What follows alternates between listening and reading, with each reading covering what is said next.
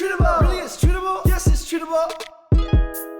It's the Treatable podcast. Say what's on your mind. It's the Treatable podcast. Real, coming, treatable. It's the Treatable podcast. It's on the Treatable podcast. You're a problem solver, a do-it-yourself kind of guy. Be a man is your mantra, and locking in is your go-to solution for getting through tough times. So why go to therapy? Talking won't fix anything. Or will it? Today, we're diving into men's mental health and men's therapy. We're exploring why old school approaches fall short for the modern man and how leveraging therapy, yes, that means getting vulnerable, can help you level up your life.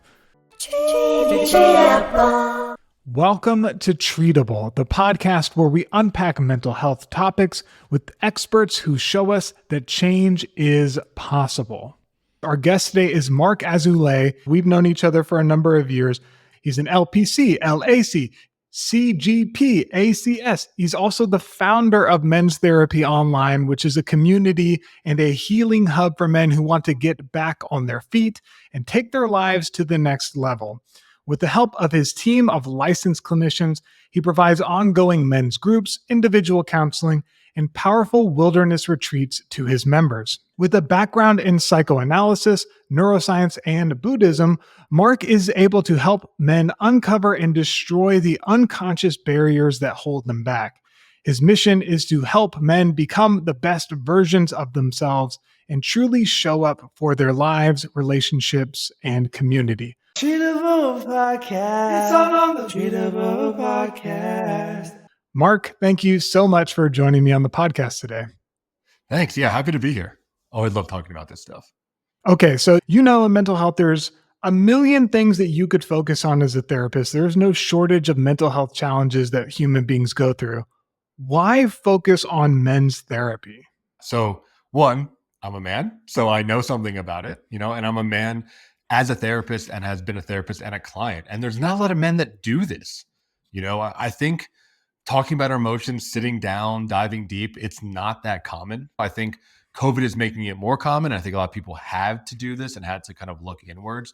But for the most part, men don't look at the emotional realm. And the other side of that is that our emotions can be really impactful and even violent and dangerous. When a guy doesn't do this work, worst case, he commits suicide, right? Men are committing suicide 3 times more than women. When a guy doesn't do this work, he has a domestic violence incident, right? He hits his wife or hits his kid or hits his partner.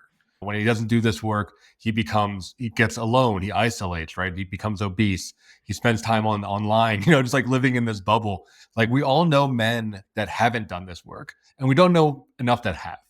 So that's part of the mission, is like making mental health work, making self-improvement work a lot more accessible. Let's talk about some of the unique challenges that men might find themselves in. You mentioned a few of them. We talked about isolation. You talked about aggression. We talked about holding your emotions in and kind of pushing those down or compartmentalizing. What is it about being a man in our current culture that brings a lot of these mental health challenges to the forefront? Yeah, to kind of answer the first part, I think a lot of men struggle with anger, and I think it's very different for our current generations. When you think about men and mental health, right? A lot of this stuff is outdated. It's looking at men from the boomer generation or Gen X. When you think about like the drunk that comes home and like kicks the dog, right? Or you think about the guy with the explosive temper that punches holes in the wall. But that's not where men are at right now. Where I see men at in their, in our generation, millennial generation, and Gen Z, a lot of men are really shut down. A lot of men are really shy. They're doing like the nice guy thing where they're people pleasing. They do a lot of chameleoning. A lot of guys are afraid of their power because they may have had angry fathers or seen angry men online. I think with some of the movement around social justice, I think men are often demonized. And a lot of the younger generation just don't want to associate with that. So I think like the modern man, the current man, is actually very isolated, very alone. Kind of I mentioned before, often living online, often not having many friends. A lot of like lost men is more what I see. Versus where, I think our industry gets stuck is they think of like the bully. I think there's not as many bullies, I feel like, anymore. We have almost the opposite problem. And yeah, I'm curious for you, like what you see in your job or even in your social circles, like if you see that that's accurate or How do you see men that are struggling in the more modern era? Yeah, I think the expression of emotion and the ability to recognize things that you're struggling with is a huge challenge. Mhm. When I talk with people, oftentimes I'll ask them, "Hey, how was your day? How are you doing?" Right? And you'll get really simple responses. "I'm busy. I'm so busy, busy, busy, busy."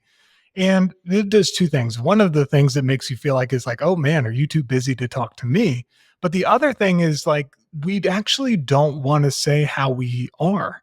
I think there's a a deep rooted belief that if people knew the real us, if they saw us for who we really are, then they actually wouldn't like us as much. Mhm. And that term you use, chameleoning, that's a hard one to say, but acting like a chameleon in everyday life and shifting how we present ourselves given the circumstance or code switching, it's a really common thing. And often the easiest way to not let people in is to not say anything at all. So I think that lack of expressing, of processing your emotions, letting people know that you're struggling, letting people know that you're happy, even, that's something that is missing from current society. And at least from the people that I interact with who are dudes, right? There nobody when I go and say, "Hey, how are you doing?" Nobody's coming being like, Clint, actually today was a really tough day. I struggled with this." Most of the time I have to pry it out of them. But like, is that the kind of friend we are where we just say we're doing okay and we move on? Or are we like the people who actually share our lives, what's going on, the highs and the lows, so to speak? Yeah, absolutely. Let's talk about politics. The political climate is as polarizing as ever, and we've seen men on both sides of the political sphere, whether it's Democrat or Republican, kind of come into a different definition of masculinity. We know that being a man, that there's some genetic component of that, but more of that is actually socially constructed. What does it mean to be a man? What is masculinity?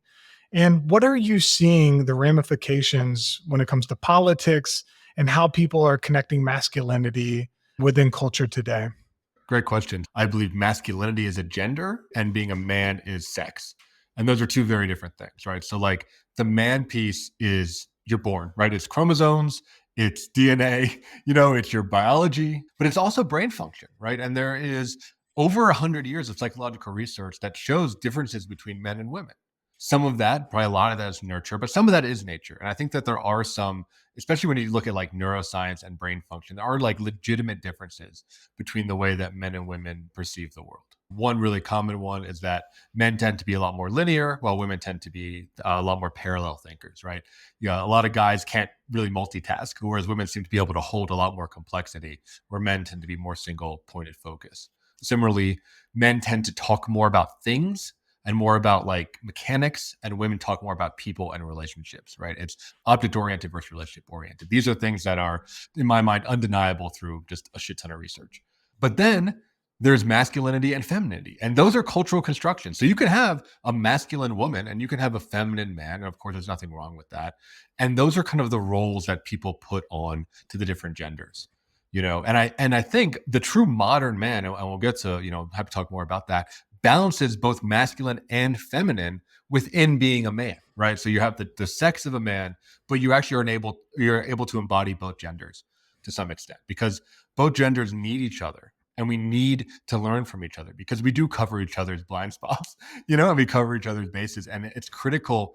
A lot of masculine men need feminine energy to be more open, to be able to talk about their emotions, but also to care about their relationships and be more aware of social dynamics happening in a room, or to value things like mentorship and nurturing and growth and fatherhood. These are kind of traditionally feminine things, caregivery things.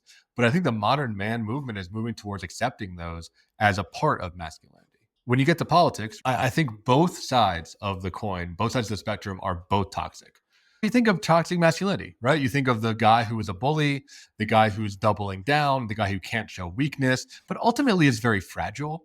You see that in debates or in political, arguments where that person, they win the argument by just being louder and by bulldozing, and they're not open to new facts or new data. And I think that masculinity is fading because it doesn't hold up to the modern day challenges, which are a lot more relational, a lot more leadership based.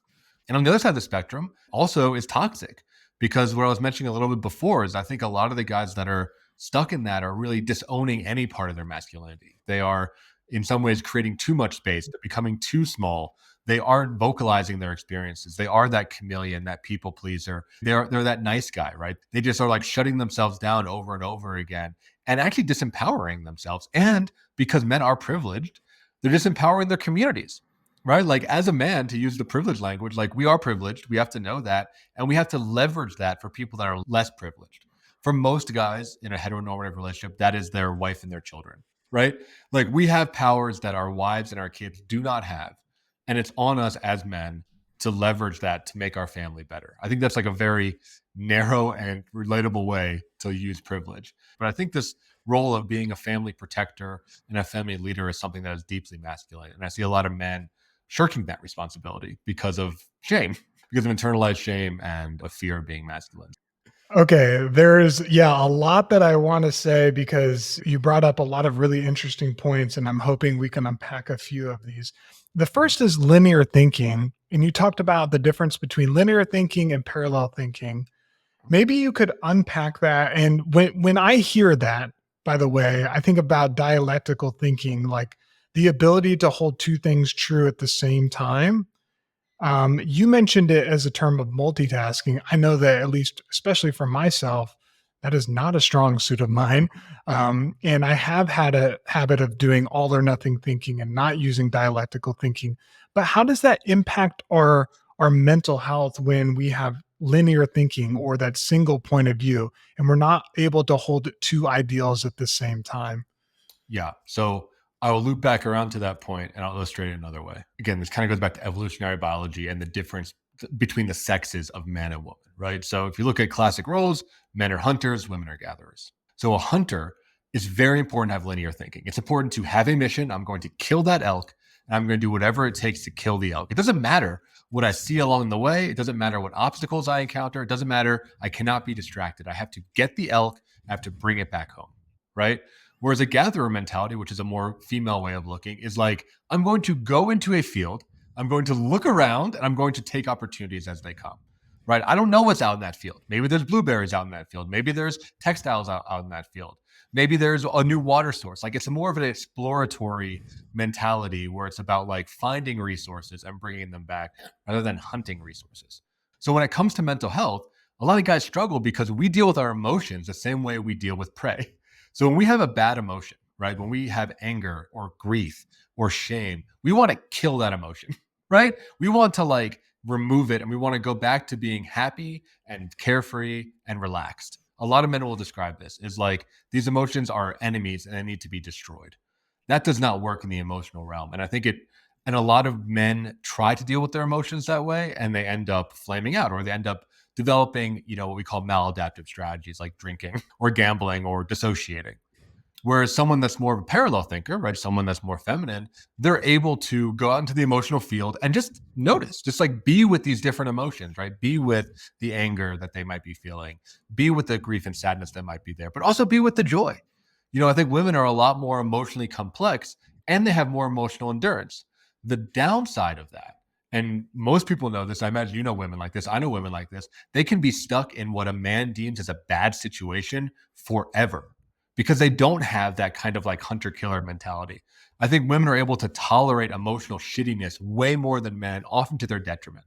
Similar to men, we kill emotional shittiness, but often to our detriment because we don't sit and hold with the emotions. So it goes back to that point I made earlier where men and women have a lot to learn from each other. We need to learn from women how to be with and tolerate and actually celebrate our emotions. And women need to learn from us how to get out of shitty situations. And sometimes like something is too bad. Sometimes something does have to be removed from their lives.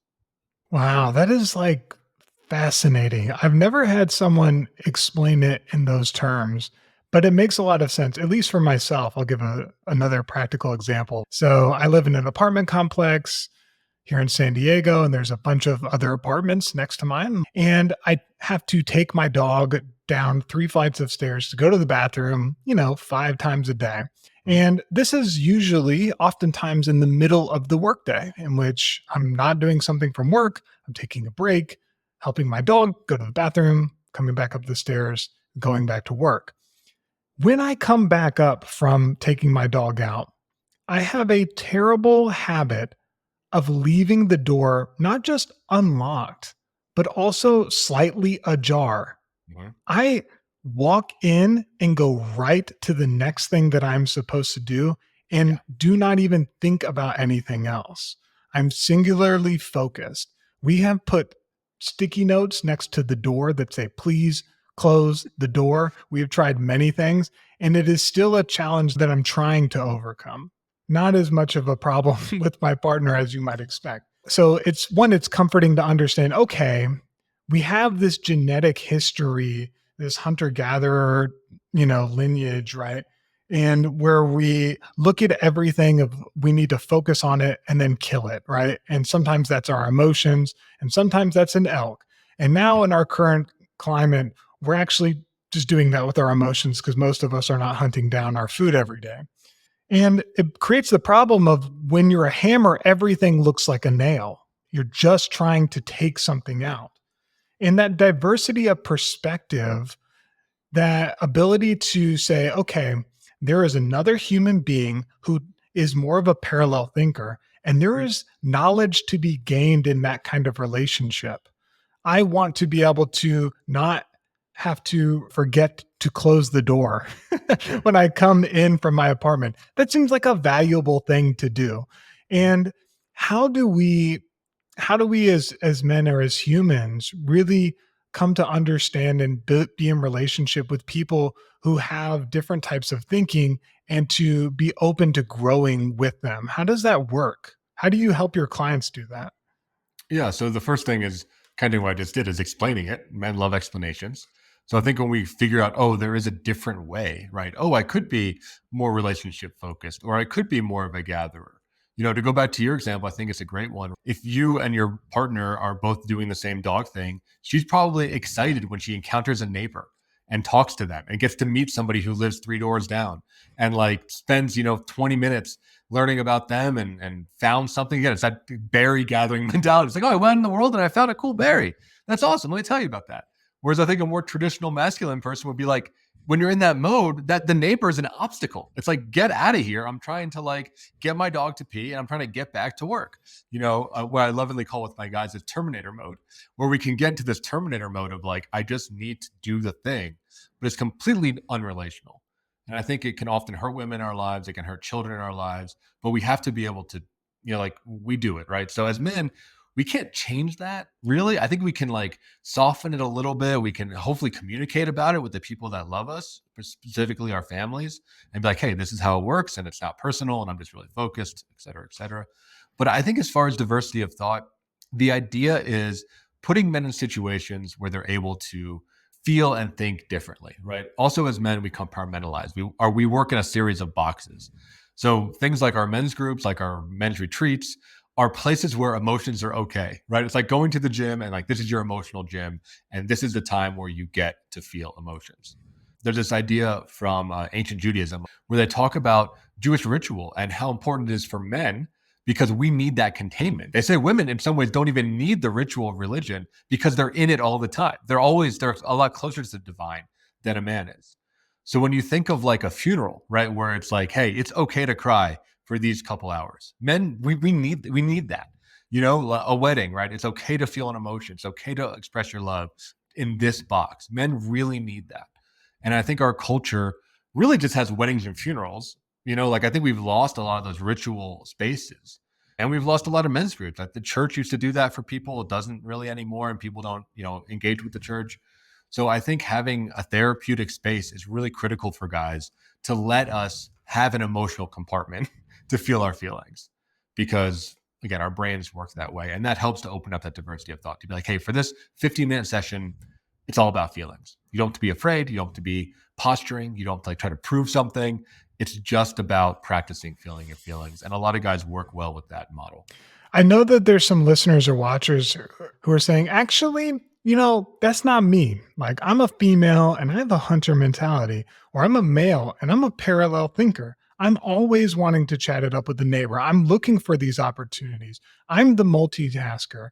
How do we understand maybe some ancient biological things that have happened and understand that and the complexity of personalities as we experience them today. Because there are those examples, there are those people who say, actually, the traditional masculine approach of being a Terminator, that shit ain't me, right? What do you say? How do you support that? Yeah, I mean, I think like everything, I think the queer movement has done a great job of opening up space for this. Everything is a spectrum, right? So everything's a spectrum, and there's no right and wrong. I mean, I think I'm talking in binaries because it's just easy for this type of conversation. It's hard. Difficult for me, I can say, to talk in a loose framework with everything. It's hard for me to make the points that I want to make.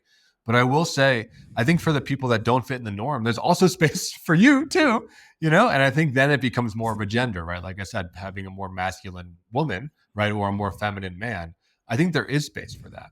I guess the question that I would ask is that natural, whatever that means? I think it's hard to tear apart without going to a lot of therapy. Is that natural, or is that a reaction to shame?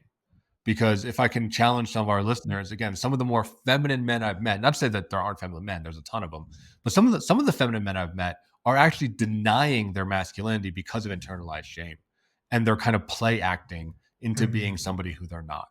And it's often you can sniff them out after a while. Like I lived in Boulder for a while, and there's a lot of these guys in Boulder that are like very gentle, very sensual, very like open and flowy, but like underneath it, there's something else. There's pain, there's suffering, there's a lot of anger, right? It's more of a facade. And similar for women, right? Like, did they have to be more masculine because of a lack of a father, right? Or a lack of a masculine role? We're fighting an oppressive system where they really had to mobilize and, unlock their inner warrior. I wonder if there's more going on than just I'm born this way. Yeah, I could see that. And when you were talking about the political landscape and you were describing the left and the right, it reminded me of a recent episode we did on narcissism. And we talked about narcissism as having two sides. So we're all kind of aware of the first side of narcissism, which is this grandiose personality, this person, it's me against the world. It is, as you mentioned, doubling down. It is not being able to admit failure or weakness or mistakes. But then there's this other side of narcissism that we often see with folks where you are tragically unique, that nobody has ever had as much of a problem as you, that nobody has ever been through the difficulty and the circumstances and the shame, the things that you've had to go through. And both of them are focusing on yourself and not focusing on other people's feelings, right? There's a lack of empathy both ways. And so I could see that this kind of manifests depending on the situation and the context that you grow up in, right? Maybe you didn't get attention unless you exuded yourself as somebody who is larger than life. Maybe you didn't get attention unless you were that person who was bringing up the fact that you were hurting. And so we have different coping mechanisms, whatever works, whatever helps us survive in the world. And sometimes those fall outside of gender norms in the way that we understand masculinity and femininity. But to your point, we actually really need both.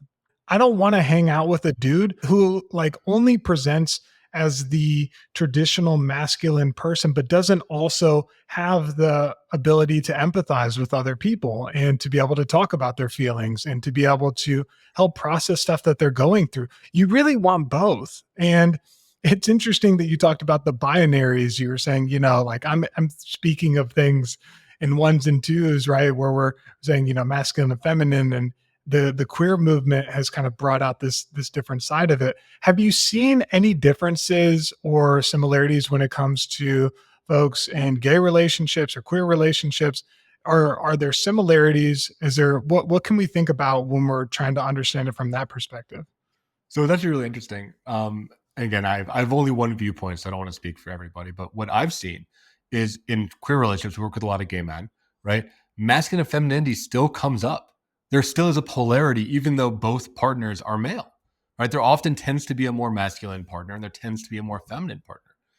I think the idea of everything being this soup is often, I think, heterosexual people like trying to explain the queer movement and be like, oh, it's all the same and it's all everything. But like when you actually talk to gay men, which is the ones that I talk to, like they tend to circle around one pole and they tend to be attracted to a partner that's around the other pole. So I think these dynamics still play out. And I think they're important roles, especially when you talk about, raising a family or creating a life.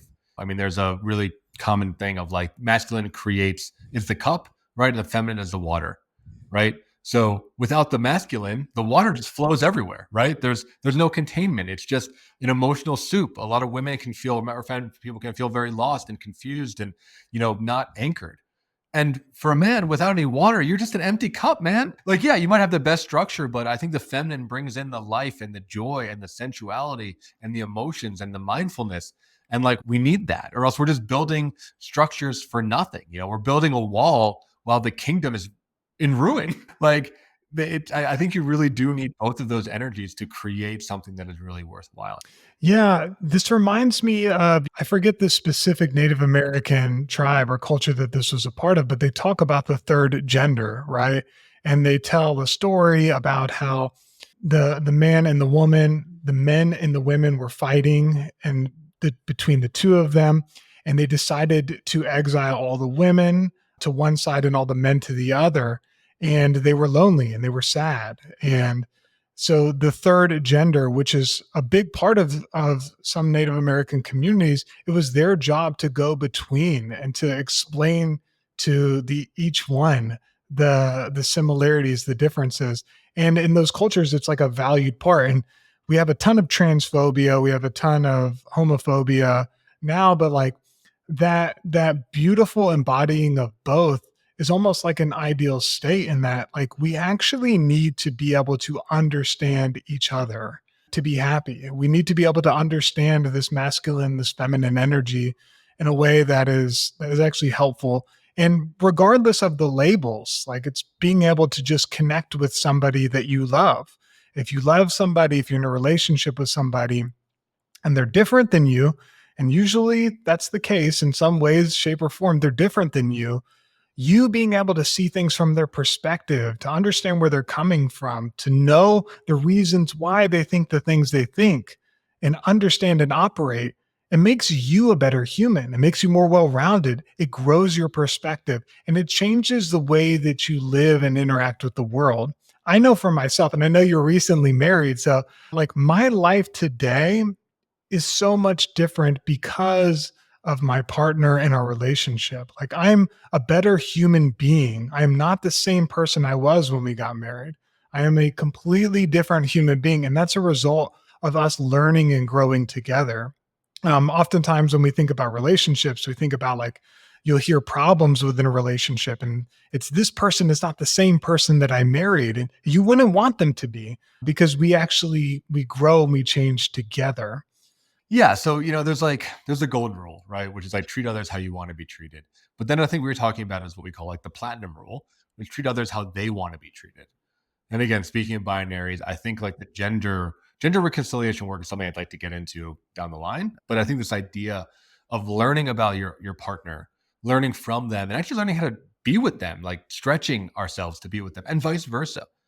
So a really common example that I think Caroline and I embody pretty well is, after work, she wants to do back to hunter gatherer. She wants to do the bear report. She wants to come home and she wants to tell me about everything that happened in her day. She wants to tell me about who she met. She wants to tell me about what she saw, what she thought about. If she thought about me during the day with something reminded her of our family or of our dog. She wants to share what she found and she connects through that. Whereas for me, more traditional masculine, I don't want to talk about work at all. Right. I want to just like disassociate. I want to unplug. I want to go back to fun. Right. Like it's that killer mentality. It's like the hunt's over. Like I did it. I brought home, the money or whatever, right? Like I did the thing. I want to do the next thing, which is hang out with her and do something fun, like, play a board game or whatever, right? So we've had to learn that like when she's doing the bear report, I'm there and I'm engaging and I'm playing in the feminine and I'm, reacting. And sometimes I don't need to say anything.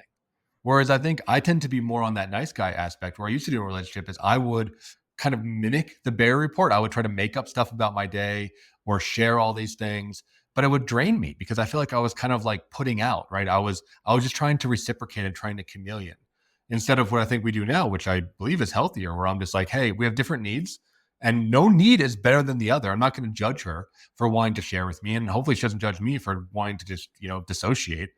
And we're just meeting each other's needs, And I think like that is one micro example, but I think relationship and marriage, it's all about that. It's all about knowing that we are different. We're going to value different things. And how do we attune and attend to those other people's values, even if we don't really get it, right? Even if we don't understand it, like part of love is like at least trying and at least trying to take in feedback. And I think it does make us a more like emotionally robust and emotionally diverse people. Absolutely. And I want to circle back to the third point that you made in your epic explanation of masculine and feminine, because I was just shocked. I was like, that's a really good way to put it. But one of the things you were unpacking was privilege and patriarchy. And patriarchy is a thing. Okay. We have to be very honest about the fact that a lot of the societies and empires and countries that are here today are here because of taking the position of women and disenfranchising them to the point to where they're not able to vote, not able to be elevated. To this day, I believe like the Equal Rights Act where women can get paid the same as men, it's not been approved. Like that's not a law that you have to pay men and women the same amount for a given position.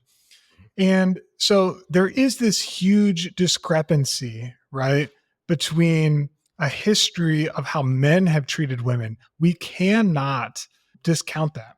Just like we cannot discount in the United States the role that slavery and segregation and the ongoing impacts, ramification have had on the Black community. To think that just because there's been a Black president or there's any type of restitution that's taken place within the Black community, that those ripples are still not reverberating throughout the communities, right? And that there's not still different types of segregation that are actively happening just on more subtle levels is actually not true. It's not helpful. It's not being aware of your surroundings. So as somebody who's a dude, as somebody who's interacting with this world and trying to be happy, how do you reconcile patriarchy and at the same time live and interact in a world in which you feel okay with being who you are? The first thing is not being ashamed of being a man. And that's a big first step, because I think a lot of guys have gotten this message. And again, like I said before, they shut down, they quiet their voices. And in some ways, this is a hard truth, like that is also a privileged position, right? The ability to kind of like be sad in the corner and not take responsibility and not really do anything about it other than just like complain and be a victim. That's privilege. That is privilege. Other disenfranchised groups can be that self-centered, right? They have to show up and they have to work 3 jobs. They have to like fight to survive. Like they can't just pout about it, like because we're buoyed, we're able to like just kind of check out. And I don't think that's fair, and that's also abusing privilege. Another point is, with privilege, I say this with my guys because, a lot of men don't want to talk about it, is it's not all positive, right? Yes, we have a ton of benefits and the benefits do outweigh the costs, right? Like you said, we get paid more. We are in leadership positions way more. The industries that men exist in tend to be more successful and more profitable. You're thinking like, tech and things like that, right? But men also have a lot of burdens that come with it. So for instance, like a man more often than not is expected to pick up financial slack, right? We're expected to make more and to pay more for a family. We're expected to run into a fire and do something dangerous and save somebody, during an emergency. We're expected to initiate conflict, right? And we're not talking about fighting somebody, but raising a complaint about a school situation, right? Or telling someone to like back off. Like the man often has to do that. And some men don't feel comfortable doing those things either. So I think it's nuanced in that it is a social role that has a lot of power, and I'm not going to deny that. But it's a complicated thing of what masculinity plays in our society. So the best thing to do with privilege, in my view, is to give it to other people that have less privilege, and to do that through the power of emotions and through ethics.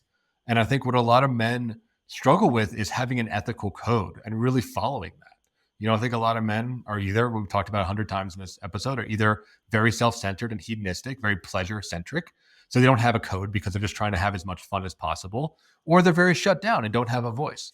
So the idea is if you have an ethical code, and most men, when you ask them, honesty is on there, justice is on there, fighting for what's right is on there, then you got to actually do it. And that means when you see injustice in the world, like as a white man especially, we're able to call that out a lot easier than other groups.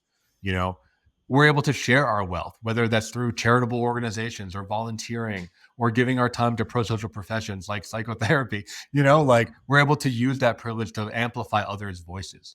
Or even as small as like many people in heteronormative relationships, their wives are often more conflict avoidant. And they might say, hey, honey, can you send this shitty text message for me? Right. Or can you call so-and-so and tell them that like, I don't want to go over to their house for dinner. Like as men, that's us using our privilege because we can do that. We can be the asshole, right? And easier and get away with it. Whereas for a woman, it might have a lot more social ramifications if they cancel on a plan. So there's ways big and small to utilize our privilege and to help make the world more equitable that I think are a lot more concrete than I think some of the other things that people say. Like I think affirmative action is great, but it's hard to grasp onto that on a day-to-day basis. But I think being charitable, talking to people, amplifying voices, listening to people that are different from us, everyone can do that. Absolutely. One of the phrases that you said that stuck out to me was the privilege to dissociate.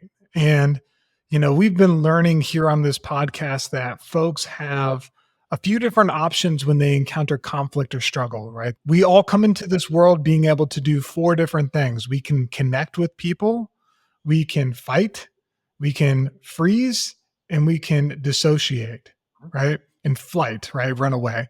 So one of those things that we are born understanding how to do, or a biological mechanism, is to dissociate. It can be a natural thing, right? If I am in the jaws of a predator and they have their mouth around my neck, I can take myself to another place to where I'm not going to experience the brutality of that situation.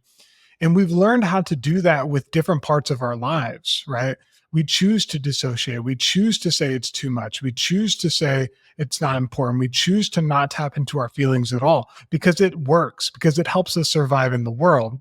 And there's also a choice sometimes, just like it's a natural thing, it can also be a choice. There's also a choice not to do that.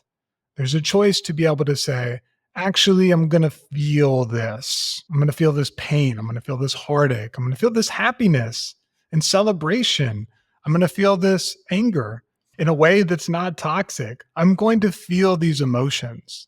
And when we are able to tap into that, it allows us to feel more connected to other people, but it's not an easy thing. So how do you go about when you're working with men in your groups, in your individual sessions? How do you go about kind of breaking that barrier to help folks not choose to dissociate from their feelings, to not choose to compartmentalize or press down their emotions? Confrontation.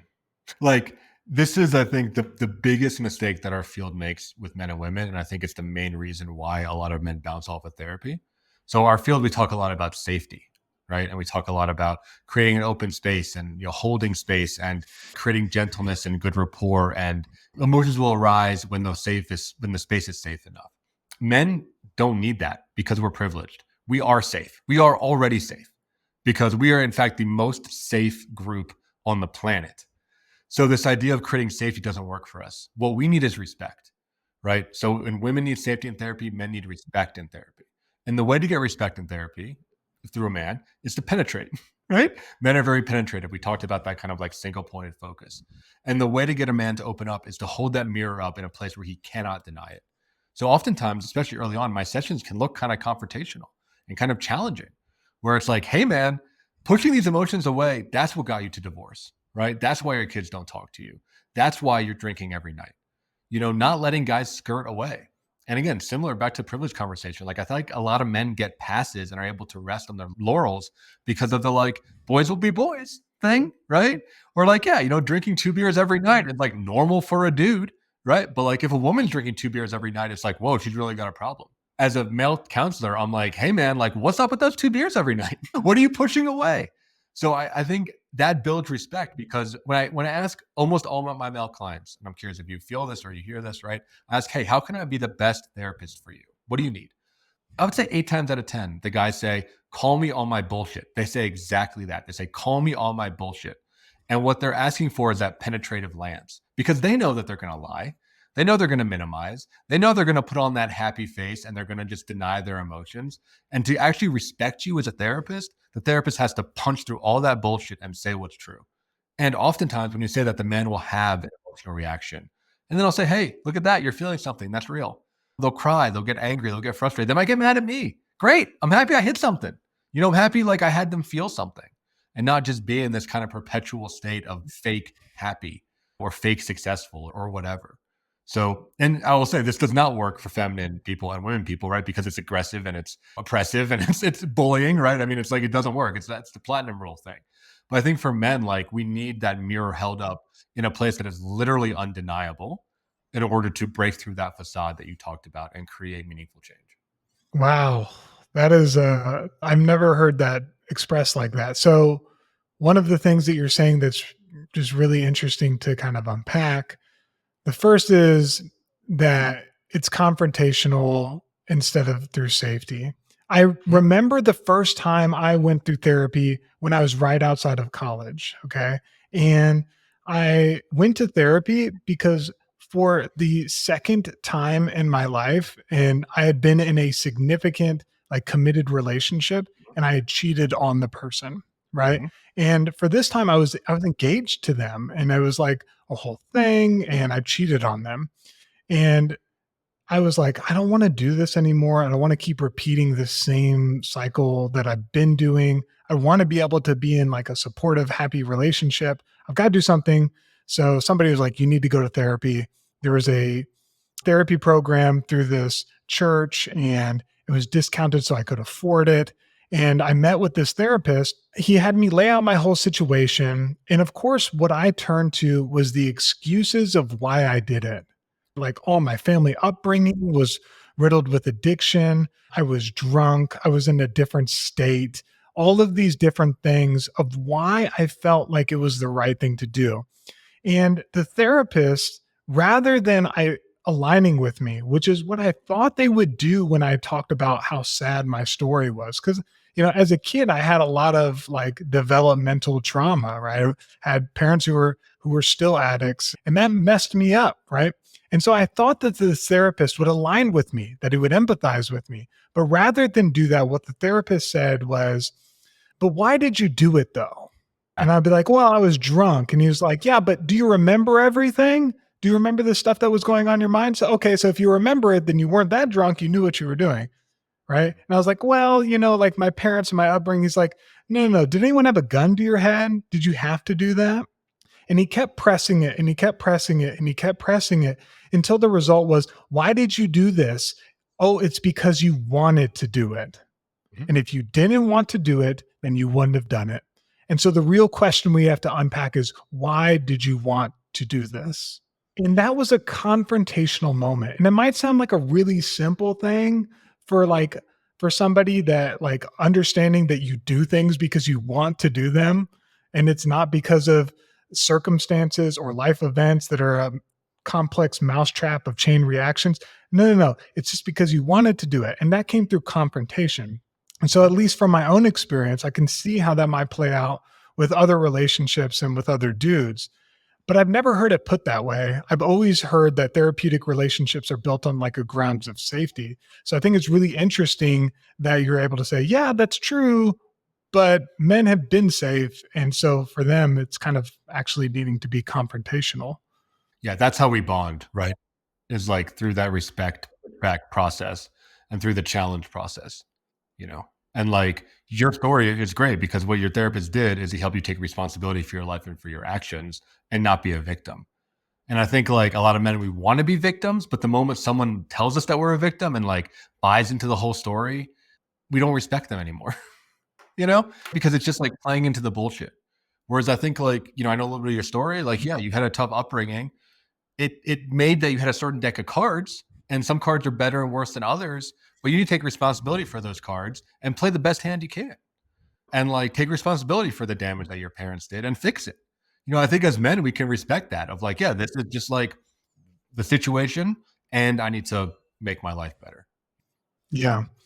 So I want to say it worked for me. I was a young man, and I had another man come into my life and gave me some therapy. And had I not been able to confront that early on, I probably would have perpetuated that cycle for years and years to come. And it was just for a summer. It was one time a week, but it made all the difference in my life. And so if somebody's thinking about a dude in their life, whether it's a son or a husband or a friend, and they're a guy, and they know that they need this kind of support, where can they learn more about you and all the cool stuff that you're doing with men's therapy? Yeah. So our website is menstherapy.online, not .com, .online. And that's the hub for everything. So we have a podcast called Men's Therapy Podcast. That's free, comes out weekly. We're talking about this stuff all the time. We have individual, we have group, we have retreats, we have a book club, we have an online Slack channel where you can talk to other guys on the path. It's really a robust program. We're somewhere between a private practice therapist and something like a treatment center and IOP. So we offer a lot more than a typical therapist. And what we do very differently is the community piece. It's talking to other guys that are on the same path and are wanting to make real change and hold each other accountable. I think for a lot of typical therapists, it's very lonely. It's very isolating. It's you alone in a room with somebody talking about stuff, and you can get away with bullshit. In our program, you have other guys that are going to make sure that you get shit done, right? And that you show up as you need to for the people in your life. So yeah, menstherapy.online, everything is over there. I cannot recommend it enough, y'all. If I've known Marc for a while and a really excellent communicator, helped a lot of people. Please, I'm going to link this up in the show notes in the description box for this episode. Reach out to him, reach out to them, get started. It can make all the difference. And that's what this podcast is about. It's about communicating, mental health challenges in real, simple, everyday life. There are some challenges that are unique with being a dude. And if you can connect with a therapist or a mental health professional who can help you navigate that, your whole life, I promise you, will be different and it will be better. So I'm going to step off of my soapbox and stop evangelizing. But listen, y'all, this whole mental health challenge thing that has to do with being a guy walking around in this world, it is real. But as Marc's work has shown us, it's also more common than you think. And with the help of specialized therapy and supportive folks, it's also treatable. We'll see you on the next episode. This episode of Treatable was edited by Daniel Lopez. The intro and explanatory sections of the episode were written by Alexandra Kruger. The theme song was created by Sebastian Gonzalez, and the cover art for this episode is created by Joel Daniel. If you got any value from this episode, it would personally mean the world to me if you would leave us a 5-star review wherever you get your podcasts. It helps to spread mental health awareness to more folks, and I read each and every comment that people leave. So tell us what you appreciate about the podcast, and you just might hear us feature it on the next episode. All of my love, and we'll see you on the next one.